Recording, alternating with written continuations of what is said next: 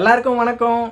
அரசியல் மாற்றம் இனிதே ஆரம்பித்தது அப்படின்னு சொல்ற மாதிரி தான் இன்னைக்கு ஒரு பயங்கரமான சம்பவம் ஒன்று நடந்திருக்கு. என்ன சம்பவம் அப்படின்னு பார்த்தீங்கன்னா, விஜய் அண்ணா விக்கிரவாண்டி மாநாட்டில் ஒன்று சொல்லியிருப்பாரு.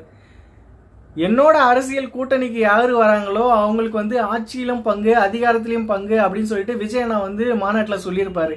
அதே மாதிரி இன்னைக்கு புள்ளியார் சுழி போடுற மாதிரி முஸ்லீம் லீக் கட்சி மொத கட்சியாக நான் விஜய்க்கு ஆதரவு தெரிவிக்கிறேன், தமிழக வெற்றி கழகத்துக்கு நான் ஆதரவு தெரிவிக்கிறேன் அப்படின்னு சொல்லிட்டு முஸ்லீம் லீக் கட்சியோட முஸ்தபா அவர்கள் இன்னைக்கு பேசியிருப்பாரு. புசி ஆனந்த் அவர்களையும் சந்திச்சிருப்பாரு. ஸோ இதுக்காக அவங்கள நம்ம வரவேற்கிறோம். அதாவது முஸ்லீம் பாஷையில் சொல்லுவாங்களே, இருங்க பாய், இதுக்கு மேலே தான் ஆட்டமே ஆரம்பிக்க போகுது பாய் அப்படின்னு சொல்கிற மாதிரி இனிமேல் தான் ஆட்டமே ஆரம்பிக்க போகுது. இப்போ ஒரு விஷயமா வருவோம். இப்போ முஸ்லீம் லீக் கட்சி எதுக்காக விஜய் அண்ணாக்கு ஆதரவு தெரிவிக்கணும் அப்படின்னு சொல்லிட்டு பார்த்தீங்கன்னா சிஏஏ சட்டத்துக்கு எதிராக விஜய் அண்ணா அறிக்கையை வெளியிட்டிருப்பாரு. இது மாதிரி முஸ்லீம் லீக் எதிராக செயல்படத்தை நிறுத்தணும், சிஏஏ சட்டத்தை திரும்ப பெறணும் அப்படின்னு சொல்லிட்டு மத்திய அரசுக்கு எதிராக விஜய் அண்ணா பேசியிருப்பாரு. ஸோ இதை அவங்க இம்ப்ரெஸ் ஆகி விஜய் அண்ணா கட்சியில் நாங்கள் சேர்ந்துருக்கோம் அப்படின்னு சொல்லியிருப்பாங்க. ஸோ ரெண்டாவது பாயிண்ட் என்னன்னு பார்த்தீங்கன்னா முஸ்லீம்களுக்கு எதிராக திமுக அரசு செயல்படுது அப்படின்னு சொல்லிட்டு முஸ்தபா அவர்கள் சொல்லியிருப்பாங்க. ஸோ அதுக்கப்புறம் பார்த்தீங்கன்னா இந்த அமரன் படம்னு ஒன்று வந்துச்சு, சிவகார்த்திகேயன் படம். அதில் பார்த்தீங்கன்னா முஸ்லீம்களை தீவிரவாதிகள் போல் சித்தரித்து அந்த படத்தை எடுத்திருப்பாங்க. ஸோ பல தேட்டர்ஸ் எதிரால் முஸ்லீம் லீக் கட்சிகள்லாம் முஸ்லீம் லீக் ஆதரவாளர்கள்லாம் போராட்டம்லாம் நடத்தினாங்க. இந்த காட்சி நீக்குங்க, முஸ்லீம் லீக் எதிராக இருக்குது அப்படின்னு சொல்லிட்டு பல போராட்டங்கள்லாம் பண்ணாங்க. ஆனால் கடைசி வரைக்கும் என்ன ஆச்சுன்னு பார்த்தீங்கன்னா, அவங்களுக்கு எந்த நீதியுமே கிடைக்கவே இல்லை. அவங்க அப்படியே தான் அந்த படத்தை ஓட்டினாங்க. 100 நாளுமே ஓடிடுச்சு. அதனால் மக்கள் மத்தியில் முஸ்லீம்களே இவங்க இப்படி தான், இவங்க தீவிரவாதிகள் போல தான் அப்படின்னு சொல்லி ஒரு சித்தரித்து படம் ரிலீஸ் ஆகுது. இதை தடை செய்ய சொல்லி கேட்டாலும் அவங்களுக்கு நீதியே கிடைக்கல. ஸோ இந்த பாயிண்ட் ஆஃப் வியூலும் விஜய் அண்ணா மேலே அவங்க ஆதரவில் வந்திருக்கலாம். ஸோ அதுக்கப்புறம் இன்னொரு பாயிண்ட்டுன்னு பார்த்தீங்கன்னா இவர் ஆட்சியிலும் பங்கு அதிகாரத்திலையும் பங்கு அப்படின்னு சொல்லிட்டு விஜய் அண்ணா சொல்லியிருப்பாரு. ஸோ இப்போ முஸ்லீம் லீக் கட்சி வந்துச்சுன்னா, திமுக கட்சிக்கு போச்சுன்னா திமுக கட்சி ஆட்சியில் பங்கு அதிகாரத்திலையும் பங்கு கொடுக்காது, அதிமுக போச்சுன்னா அதிகாரத்தில் பங்கு கொடுக்காது. இதுவே பாஜகவுக்கு போச்சுன்னா அவங்க கண்டிப்பாக கொடுக்கவே மாட்டாங்க, அவங்கள்ட்ட ஃபஸ்ட்டு போகவே மாட்டாங்க. ஏன்னா அவங்களே சொல்லியிருக்காங்க, நாங்கள் ஹிந்து அரே ராம் அப்படி சொல்லிட்டு அவங்க கட்சி ஆரம்பிக்கிறாங்க. ஸோ இவங்க முஸ்லீம் லீக் கட்சி போயிட்டு அங்கே எப்படி ஒட்டுன்னு எனக்கு தெரியல. ஸோ அதனால் இவங்களுக்கு பெஸ்ட் ஆப்ஷனாக பார்த்து தமிழக வெற்றி கழகத்துக்கு இவங்க வந்திருக்காங்க. ஸோ இது வரவேற்க வேண்டியது தான். அதனால் விஜய் அண்ணாக்கு இது ஒரு புள்ளியார் சுழி மாதிரி, அதாவது கூட்டணி கட்சியாக வந்திருக்கிறது இது ஒரு புள்ளியார் சுழி மாதிரி நான் சொல்கிறேன். அதுக்கப்புறம் பார்த்தீங்கன்னா முஸ்தபா அவர்கள் முக்கியமான பாயிண்ட் என்ன சொல்கிறான்னு பார்த்தீங்கன்னா விக்கிரவாண்டி மாநாட்டிலே ஆகட்டும், இதுக்கு முன்னாடி பல ஆலோசனை கூட்டங்கள்லேயே ஆகட்டும், தாகிரா பானு அப்படின்னு சொல்லிட்டு ஒரு பெண்மணி விஜய் அண்ணா கட்சிகள் வரதவங்க இருப்பாங்க. ஸோ அவங்களுக்கு முக்கியமான பதிவு ஒன்று கொடுத்துருப்பாங்க. அதாவது முஸ்லீமாக இருக்க அவங்களுக்கு ஒரு பெண்மணியாக இருக்க அவங்களுக்கு முக்கியமான பதிவு ஒன்று கொடுத்துருப்பாங்க. அதுக்கப்புறம் பாபு அப்படின்னு சொல்லிட்டு ஒரு நபர் இருக்காங்க. ஸோ அவருக்கு மாவட்ட செயலாளர் பதிவு கொடுத்துருப்பாங்க.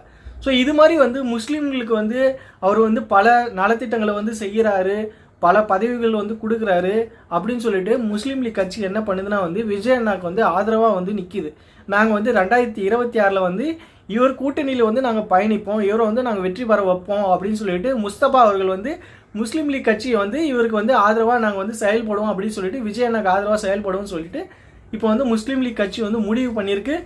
அதுக்கான ஒப்பந்தம் கூடி சீக்கிரத்தில் போடுவாங்க அப்படின்னு சொல்லிட்டு சொல்கிறாங்க. அதாவது இவர் முஸ்தபா அவர்கள் ஒரு முக்கியமான கருத்து என்ன சொல்ல வராருன்னு பார்த்தீங்கன்னா முஸ்லீம்களுக்கு நாங்கள் இடஒதுக்கீடு தரோம், அப்புறமேட்டுக்கு நாங்கள் சாதிவாரி கணக்கெடுப்பு எடுக்கிறோம் அப்படின்னு சொல்லிட்டு சொன்னாங்க திமுக. ஆனால் இது வரைக்குமே எந்த ஒரு நடவடிக்கையுமே இதுக்கு எடுக்கவே இல்லை, எங்களுக்கு இடஒதுக்கீடும் கிடைக்கல, சாதிவாரி கணக்கெடுப்பும் எடுக்கலை. ஸோ அதனால் நாங்கள் தமிழக வெற்றி கழகத்தில் இணையத்துக்கு இதுவும் ஒரு காரணம் அப்படின்னு சொல்லிட்டு முஸ்தபா அவர்கள் சொல்லியிருந்தாங்க.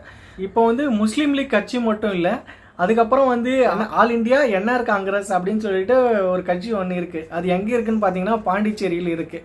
ஸோ ரங்கசாமி என் ரங்கசாமி அப்படின்னு சொல்லிட்டு ஒரு நபர் இருக்கார். அவர் தான் முதலமைச்சராக இருக்கார் பாண்டிச்சேரியில். இவர் வந்து இப்போ என்ன சொல்லியிருக்காருன்னு பார்த்தீங்கன்னா வந்து 2026 வந்து நாங்கள் கண்டிப்பாக வந்து தமிழ்நாட்டில் வந்து நாங்கள் போட்டியிடுவோம் அப்படின்னு சொல்லிட்டு என்ஆர் காங்கிரஸ் ரங்கசாமி அவர்கள் வந்து சொல்லியிருப்பார். இப்போ வந்து ஆல்ரெடி வந்து புஷி ஆனந்தும் விஜய் அவர்களும் போயிட்டு நம்ம என்ஆர் காங்கிரஸை வந்து தலைவர் ரங்கசாமியை வந்து சந்திச்சிருப்பாங்க, புஷி ஆனந்தை வந்து சந்திச்சிருப்பார். ஸோ இதுக்கு முன்னாடியுமே வந்து ரங்கசாமியை வந்து விஜயெல்லாம் சந்திச்சிருக்காங்க. ஸோ அவங்களாம் வந்து ஒரு பாண்டில் தான் இருக்காங்க. இப்போ என்ன ஆகுதுன்னு பார்த்தீங்கன்னா வந்து கண்டிப்பாக வந்து விஜய்க்கு வந்து ஆதரவு தெரிவிப்பாங்க ரங்கசாமி. இப்போ முஸ்லீம் லீக் கட்சி வந்திருக்கு. இது மாதிரி வந்து ஒரு கட்சியாக வரும்போது வந்து ஒரு செங்கலாக கட்டி விஜய் அவர்கள் வந்து கோட்டைக்கு போகிறது வந்து ஒரு படிக்கல்லாம் இருக்கும்னு நான் நினைக்கிறேன். நீங்கள் என்ன நினைக்கிறீங்கன்னு சொல்லுங்கள். இந்த நேரத்தில் வந்து நான் இன்னொரு விஷயத்தையும் வந்து நான் சொல்கிறேன். நடிகர் சூர்யா அவர்கள் வந்து தியாகரா நகர் டி நகரில் வந்து என்ன பண்ணியிருக்காருன்னு பார்த்தீங்கன்னா வந்து அகரம் கட்டிடம் வந்து ஒன்று கட்டியிருக்காரு. எதுக்காகன்னு பார்த்தீங்கன்னா வந்து இப்போ வந்து படிக்க முடியாத கஷ்டப்படுற மாணவர்களுக்கெல்லாம் வந்து பல வந்து நலத்திட்டங்களை வந்து சூர்யா அவர்கள் வந்து செய்கிறாரு.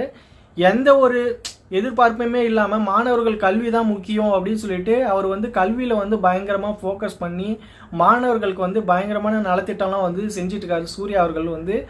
ஸோ அவர் வந்து சொல்லியிருப்பார், இது வந்து நான் எந்த ஃபண்டு மூலமாகவும் நான் இந்த கட்டடத்தை வந்து நான் கட்டலை, நான் திறக்கலை, நான் வந்து சுழமாக சம்பாதிச்சதில் தான் வந்து நான் வந்து மாணவர்களுக்காக திறக்கிறேன் அப்படின்னு சொல்லிட்டு வந்து சொல்லியிருப்பார். ஒரு மனுஷனுக்கு எந்த விஷயம் முக்கியமாக இருக்கோ, பணம் முக்கியமாக இருக்கோ, அப்புறம் வந்து அவன் இருக்கிறதுக்கு வீடு முக்கியமாக இருக்குதோ இல்லையோ, அவனுக்கு கல்வி முக்கியமாக இருந்துச்சுன்னா வந்து அவன் வந்து எந்த இடத்துக்கு போனாலுமே வந்து அவனால் வந்து பொழைச்சிக்க முடியும். ஸோ இந்த பேசிஸில் வந்து சூர்யா அண்ணா வந்து என்ன பண்ணியிருக்காருன்னா வந்து இது மாதிரி அகரம் கட்டிடம் வந்து கட்டியிருக்காரு. ஸோ மாணவர்களை வந்து ரொம்ப வருஷமாக வந்து அவர் வந்து படிக்க வச்சிட்ருக்காரு. ஸோ அவரோட பணியை பற்றி நீங்கள் என்ன நினைக்கிறீங்க? இப்போ முஸ்லீம் லீக் கட்சி வந்து விஜய் அண்ணா கட்சியில் வந்து ஜாயின் பண்ணியிருக்கிறத பற்றி நீங்கள் என்ன நினைக்கிறீங்க? இவங்க விஜய் அண்ணா சூர்யா அண்ணா பற்றி நீங்கள் என்ன நினைக்கிறீங்கன்னு சொல்லிட்டு கமெண்ட்டில் சொல்லுங்கள். Bye friends.